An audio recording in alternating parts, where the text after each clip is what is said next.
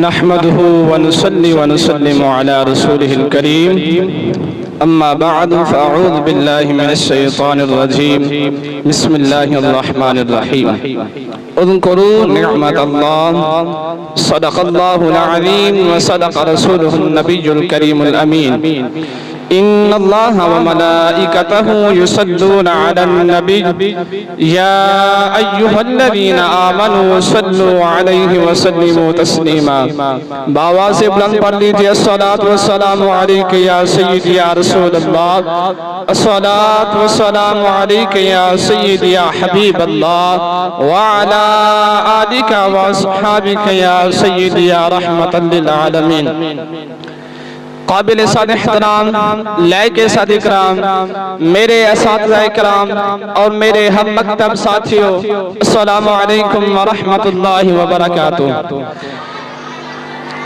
عزیزان گرامی قدر، آج مجھے جس عنوان پر گفتگو کرنے کا موقع مل رہا ہے وہ ہے عشق رسول صلی اللہ علیہ وسلم۔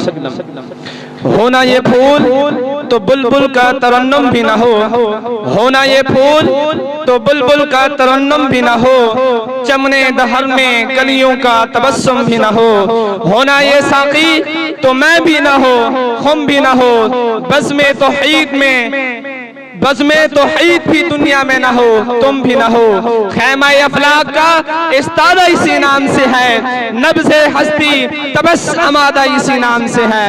محترم سامعین، رسول کائنات صلی اللہ علیہ وآلہ وسلم نے فرمایا لا یؤمن احدکم حتی اکون احب الیہ من والدہ وولدہ والناس اجمعین۔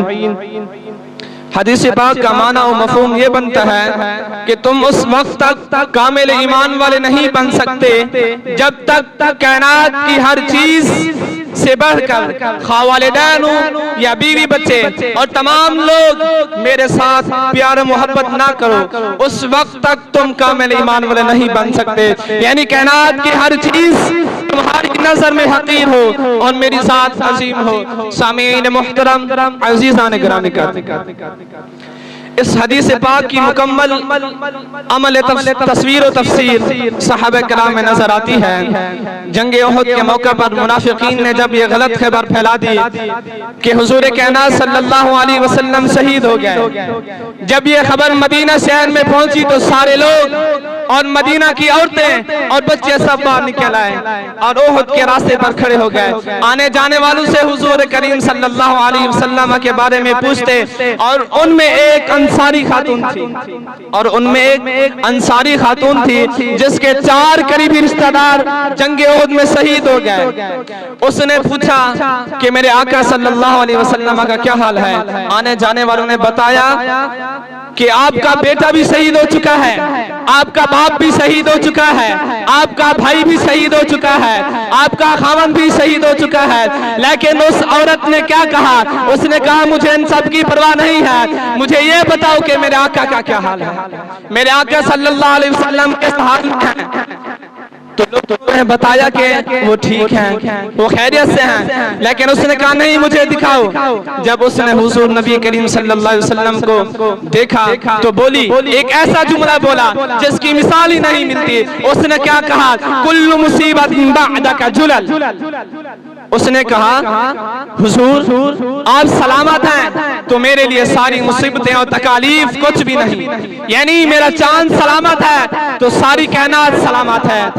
زندگی یہ نہیں کسی کے لیے، زندگی ہے نبی کی، نبی کے لیے۔ نہ سمجھ متے ہیں زندگی کے لیے، جینا مرنا ہے سب کچھ نبی کے لیے۔